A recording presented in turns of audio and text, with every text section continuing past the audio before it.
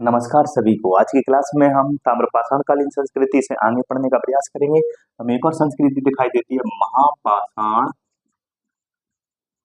कालीन संस्कृति। सबसे पहली बात ये पूछ लिया जाता है, महापाषाण कालीन संस्कृति का संबंध भारत के किस भाग से है? तो ये किस भाग से? भारत के दक्षिण भाग से। किस भाग से? भारत के दक्षिण भाग से।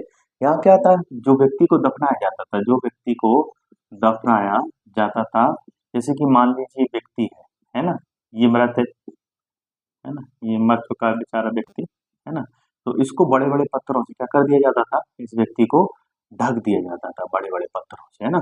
और इसके पास कुछ वस्तु और कुछ धातु भी दफनाने के साथ साथ क्या कर दी जाती थी, रख दी जाती थी। कुछ धातुएं भी, कुछ वस्तुएं भी इसके साथ क्या कर दी जाती थी।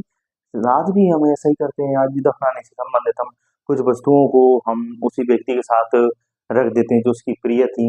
और बुर्ज होम, जैसे कि हमने देखा था कि कश्मीर के बुर्ज होम से भी मानव के साथ पशु के साथ में दफनाए जाने के अवशेष मिले हैं, साक्ष्य मिले हैं। तो वैसे यहाँ पर भी जब मानव को दफनाया जाता था तो कुछ वस्तु और कुछ धातु उसके साथ, उपकरण वगैरह साथ में रख दिए जाते थे। और बड़े बड़े पत्थर, ये पत्थर हैं, बड़े बड़े पत्थरों का इस्तेमाल यहाँ दफनाने, इसलिए इस संस्कृति को क्या कहते हैं, महापाषाणकालीन संस्कृति कहते हैं। तो आपने देखा होगा कि यहाँ हमने क्या क्या पढ़ा पिछली क्लासों में, उसको एक बार देखिए कि हमने प्रागैतिहासिक काल में क्या पढ़ा, पाषाण काल पढ़ा, ठीक है।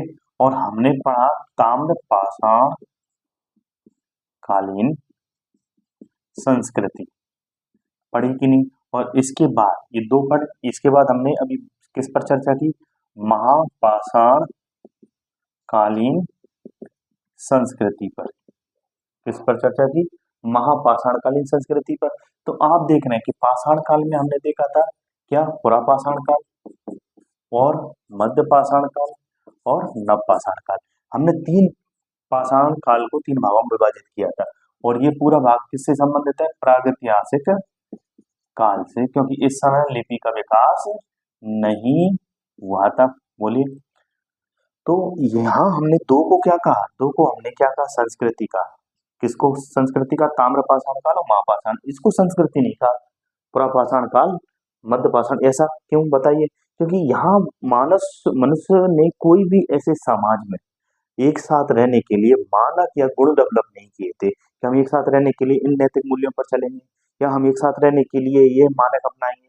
परंतु यहाँ आकर ताम्रपाषाण कालीन संस्कृति, उसने कुछ मानक बना लिए, चाहे अंत्येष्टि से संबंधित हो, चाहे सामाजिक संबंधों से संबंधित हो। तो वहीं महापाषाण कालीन संस्कृति में भी उसने कुछ मानक बना लिए थे, कुछ मूल्य बना लिए थे, कुछ प्रथाएं बना ली थी।